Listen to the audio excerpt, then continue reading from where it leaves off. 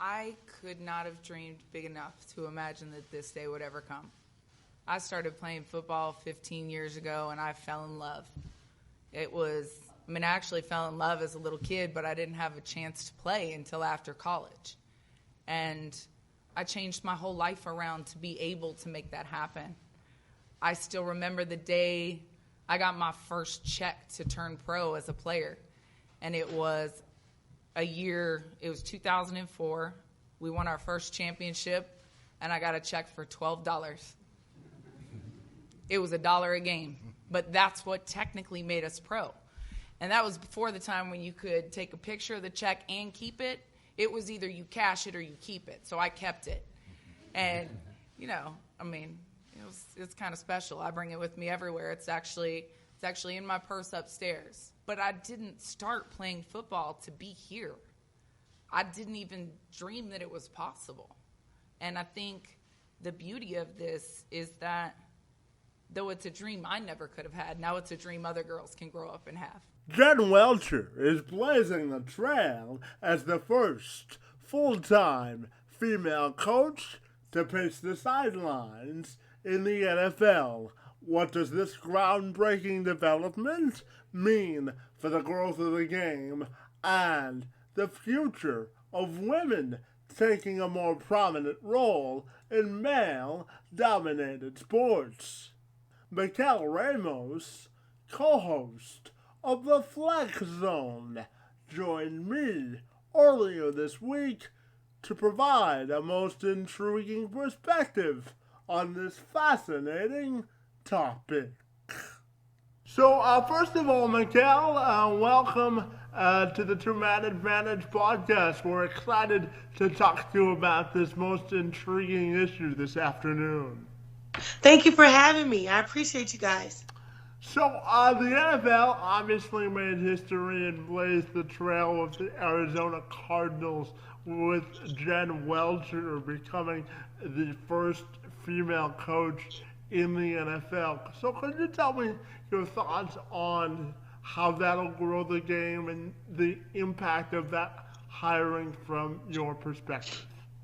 I think it's very impactful due to the fact that, the NBA has made it its duty to not only make the men a global entity, but they've also done their best to extend to the women's basketball.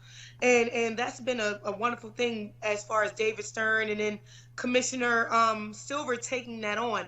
Now, when it comes to the NFL, you're looking at a more dominant male sport. You're looking at a contact sport.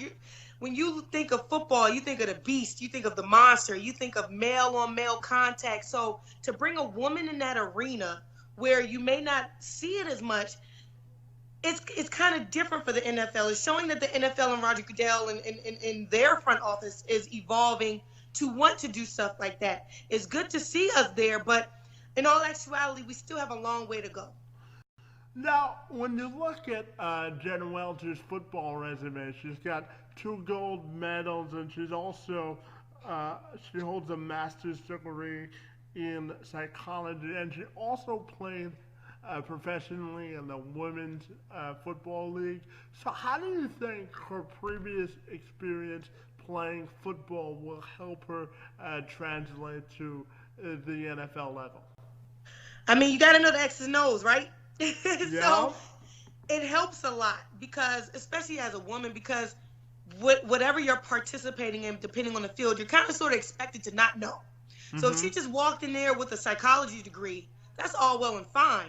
But do you know what the changing of a play means? Do you know what a route is? Do you know what certain things are? And that's going to be very beneficial to her, and very beneficial to her that she actually played it. So she's been in the trenches and had to have had that mindset, which probably adds to her psychology aspect as well. But the key to all of this is you have guys that have been playing the sport for a long time. Mm-hmm. You also have her that has been playing the sport for a long time. To what degree are they going to listen to her? Because let's face it, when you look at the NFL, you're talking about guys like Richard Sherman, you're talking about, and I love Richard Sherman, don't get me wrong, but you're talking about guys like Tom Brady, guys that already have quintessential careers, guys that already are used to doing something on their own terms, guys that are already used to having an ego already set. So to kind of bring that down to listen to a woman and now listen to a man on the sideline, that's where the evolution is going to be. Whether or not they can put aside who she is gender-wise and listen to what she brings to the game and what she already has brought to the game. When we look at the evolution of women on the field, Sarah Thomas obviously is the first full-time female referee, and Jacqueline Davidson from the Jets just got promoted to director of football operations. So my next question for you is, how important do you think it is that the NFL is having some level of diversity in the positions that women are currently filling? It's a very good thing. You know, there are a lot of women out there that pay as much for those tickets in the stand and to be in the stands as the men do. There's a lot of women that love football. Season ticket holders. There's a lot of people that grew up just like me, wanting to be engulfed in sports, and to show that diversity shows that they believe that women can take those roles and can produce. Now, it's only a stepping stone. We only have named 3 women, so we still have a long way to go. I mean, we gotta talk about Becky Hammond as well. So we still have a long way to go. But right now is a productive start. And hopefully this is not just a point in time where, we'll just give you something and to say that we're working towards diversity. I hope they're really, really, really, really trying to work towards diversity. And this is just not a playing field to play on, Actually really, really be involved in it. But, us as women, we've been around for so long. There is women professional sports. There are women broadcasters. So for now to be the time, I don't totally agree with, but if this is the time we have now and seeing these women in these positions, we need to utilize them to propel us even more so we can have not just 1, 2, 3, or 4, but a handful. Then a handful turns into many, and many turns into a lot. Now, you said you didn't agree with the timing of the announcement. So just a follow up for you. What do you mean by you? Did you mean you don't agree with the way or how long it took, or could you clarify that for me? Yeah, how long it took. I mean, how long? We've had the WNBA in-house for how long? We've had women being officials and we've had a woman official in the NBA for so long. We have women broadcasters. We're here. We're already here. So to finally get to this point is like, geez, why is it so late? So that's the point I'm making. This is the time. If our time is now, it should have been the time a long time ago. Because by now we could have had a whole much more. Mm-hmm. So in terms of also looking at Welter's press conference, she said that adolescent female self-esteem is at an all-time low, and I'm paraphrasing here. She said that adolescent females are more likely to accept drama in relationships and be more combative to their friends and family because that's what they've grown up on. So I'm wondering what your thoughts are on that statement and what role the media plays in shaping the image for women when they look at predominantly male sports. I think people need to understand, the media. When I say the media, I guess I have to put myself in that. They play a big role in shaping and influencing things. But at the same time, the media can't work unless somebody gives them something to work with. And if you give them positivity, they'll promote positivity. If you give them negativity, they'll promote negativity. And it's our jobs as women to be more careful of the things that we allow ourselves to get involved with. You can watch Bad Girls Club. You can watch shows like Love and Hip Hop. Granted, we had a show I was listening to one time on the topic, and most of the people that called in were men. No women really wanted to call in to chime in on the topic of women in the media and how we were perceived, especially black women. Because let's face it, I watch Love and Hip Hop. I've watched Bad Girls Club. We watch these shows to watch what we watch, to get that type of entertainment. But at the same time, you also have to show that for whatever is bad or whatever you perceive to be awful, there is another light to it. And I think it's our jobs to show that and continue to have positive role models and have positive perceptions of women. Now, everything's not going to be as icing on a cake as you want it to be. This world isn't perfect, so every woman isn't perfect. So I need people to understand that there are women out there that are a certain way, and there are women that are a certain way. That's the diversity and what makes us different. But we also need to understand that it's our jobs to teach our young women growing up that you can be who you want to be in this world, but you also have to take responsibility for your actions and how you portray yourself out, not just to men, but to other women in the world in general.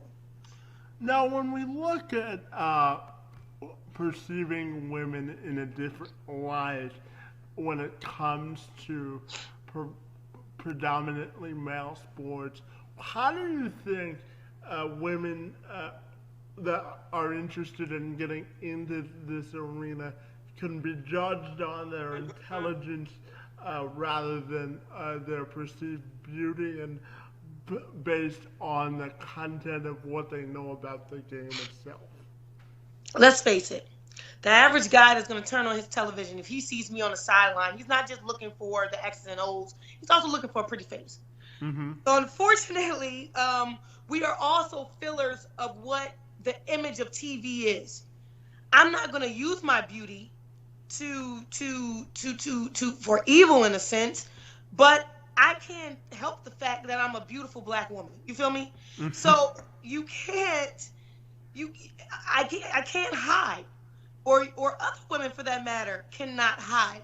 But where it comes to the matter of drawing the line is when you're using it to your beneficiary. Me personally, I want to be respected by the mic I put in front of somebody, what comes out my mouth. And if you can't just stop the line and draw the line there, and plus it's all about the art of the imagination. Mm-hmm. People are going to look anyway. Guys are going to be guys anyway. So, but you have to also be able to show that this is a business. You have to get over the barrier, right? Exactly. And you also have to show that this is a business. Yes, I may walk in here, but I'm going to walk in here professionally. I'm not going to give you certain aspects to look at. I'm going to ask you the questions that make you think. I'm going to try to ask you the questions that other guys maybe will not ask. I want to fit in. I want you to respect me. And the reason why people respect Lisa Salters and respect people like Pam Oliver and respect these women is because not only are they able to show a level of maturity from what they bring to the game with their own different aspects, they also can show a level of maturity for what they bring themselves when they show up and enter a room. And there has to be a divide, if you can understand what I'm saying. And in terms of continuing the conversation, how do you think, what is the most effective way in your judgment that we can continue the conversation on the fact that women can provide a different perspectives within a male-dominated sport? I just think it comes down to, what's that saying? If you're gonna talk about it, be about it. That's right. Don't talk about it, just do it, man. Nike has the perfect slogan. Just do it. I'm not gonna tell you I'm a phenomenal woman. I'm not going to tell you that I'm good at this. I'm not going to tell you that I'm good at that. I'm not going to tell you. Real recognizes real. If I'm about it, you'll see it. And to a degree, we've gotten caught up in trying to continue to prove. I'm going to show up, and just like any other woman's going to show up, and let her actions speak louder than words. Let what she brings to the table be inconspicuous to what she can say out of her mouth. To the point where you're looking at me, okay, she's serious, you know? Because at some point, if you continue to talk about it, and we all know we got those certain amount of people that can just continue to go and go and go and go and go, But then there's no relevancy because when I look at your track record or I look at your what you actually have been able to come up with, it's minimal. Just show up and do your job. And in terms of what do you think, what lessons can we learn about women's equality in the workplace from the moves that the NFL has done and the moves the NBA has done with the female official, also bringing on Becky Hammond as an assistant coach? What lessons can we learn from the sports arena, and how can we apply that to general life equality issues for women? It's crazy you say the general life because with these type of things happening on a grander scale, they're pushed to the forefront. But like I said earlier, this issue is not something that we just stumbled upon. Women in the workplace, gender respect in the workplace, roles and that and so forth.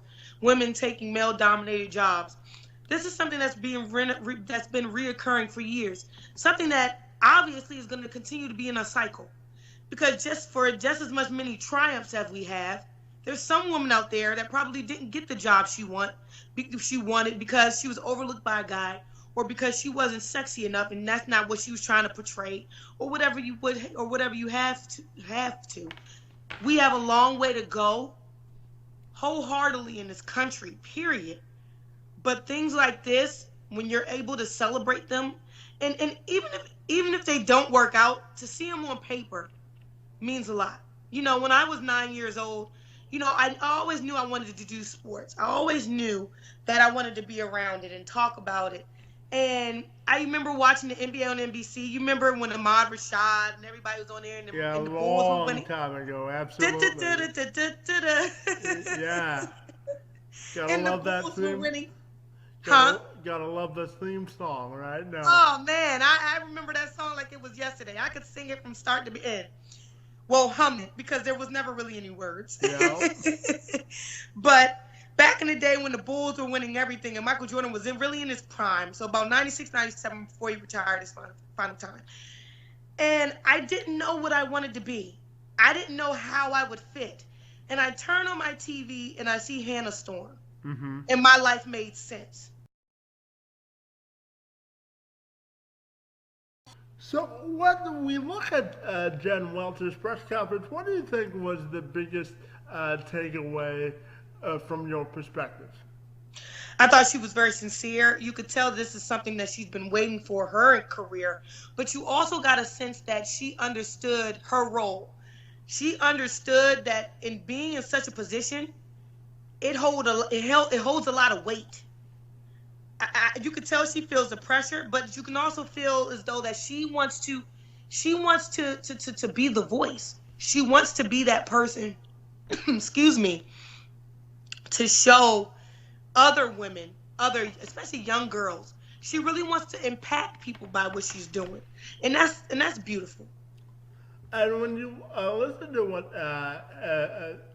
Arizona Cardinals head coach Bruce Arians said at the press conference, he said that as long as they'll be able to be teachers, all players want to do is get better. So if they can be taught by a woman, they'll listen as long as they're feeling that they can get better. So what perspective do you think a woman can bring to an on-the-field position? Because Jen Welter said it's all about relationships and getting to know people before they can help them get better as players.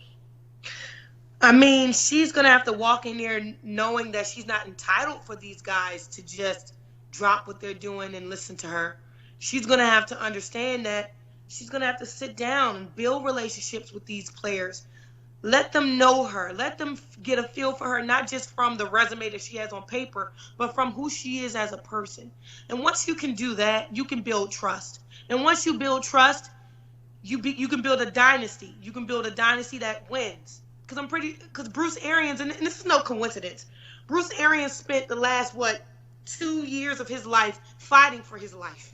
So he understands the amounts of giving chances and having another chance and a second chance. And for him to be able to be the guy that brings this to the forefront and allows for Jen to have this opportunity. I don't think it's any surprise. I think it fits right into the mantra of who he is, and he's a very good guy. And go ahead, sorry. No, go ahead. And I think he'll be able to make her feel comfortable. I think he'll be a catalyst in getting the guys to accept her. And Jen just has to go and do the work. Build the relationships and do the work. And what do you think is the next step in diversifying this further in terms of giving women more opportunities in male-dominated sports? I don't know what's next. I just think this has to be a continuation. There has to be more names being dropped. It just needs to not stop at these ladies. I don't know. Hopefully it doesn't end as one of those things where we're going to see if they do the job. If they don't do the job right, then we're not going to let any more in. You know what I'm saying? Mm-hmm. How much more do us as women have to continuously knock these male-dominated doors down? And for me, even in broadcasting, the kicker would be more women analysts, more Kate Fagans, more Jamils, and the numbers need to accumulate. Not just give the opportunity, continue to give the opportunity. And my final question for you is, is there anything else you would like to share with our audience on this particular topic? I just want to let everybody know that, it's not about gender. Mm-hmm. I know we have to make it about it, but it's not. When you love something and you're really passionate about it, you're going to do whatever it takes to reach a certain level, to be in the rooms you want to be in, to open the doors you want to open. And it's about the love of the game. It's about the fairness of the game. And just as much as every man sits down on his couch on Sunday Night Football and watches it, or NBA Countdown and watches it, there's us out there that do the same and really get engulfed in it. I'll never be a doctor. I'll never be a lawyer. Mm-hmm. There's some women so to some degree, just know that we are one. Just like that Frankie Beverly song, we are one. To a whole degree. Yeah. Well, Mikel, I want to thank you for your time this afternoon and for joining us to talk about this most important issue. And hopefully this is only the beginning of getting more women to a more national stage when it comes to male sports. The pleasure's all mine, man. You're great. I appreciate you for giving me the shot. Not a problem. I hope this is not the end of our beautiful relationship, too. Absolutely not. Have a great day, and thanks for your time. Thank you.